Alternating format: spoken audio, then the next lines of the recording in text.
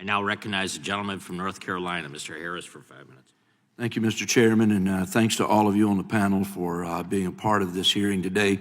On January 23rd, 2025, President Trump issued an executive order titled Removing Barriers to American Leadership in Artificial Intelligence, aimed at solidifying the United States' position as the global leader in AI.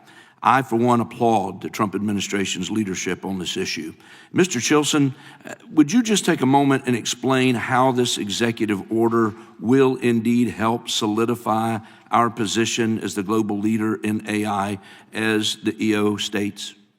Well, it's a sea change from the Biden executive order, which was the third longest executive order in history, and basically set a government-wide call for agencies to figure out how to regulate AI. This Trump executive order is the opposite. It's focused on figuring out how can we create the opportunities, or how can we maximize the opportunities from this amazing technology, which is grown here in America.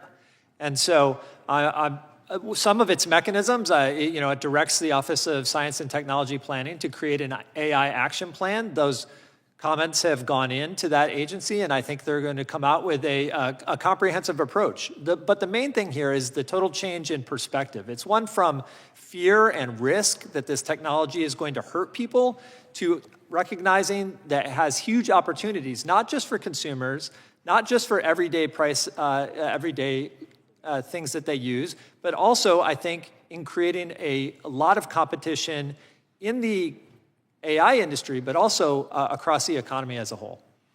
You referenced the science and technology policy. I know Section 4 of Trump's executive order requires various executive agencies to coordinate on the creation of an action plan to submit to the president in 180 days. And the action plan should lay out how we can achieve AI dominance.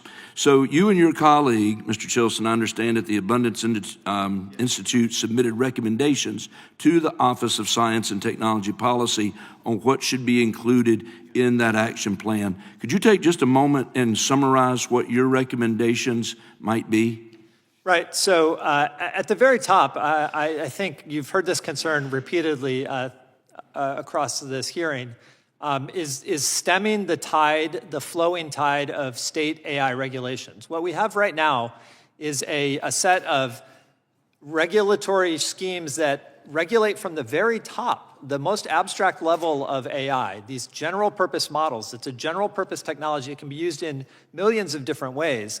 And states are trying to say that these companies have to make sure that that model can never be used in a way that might hurt somebody.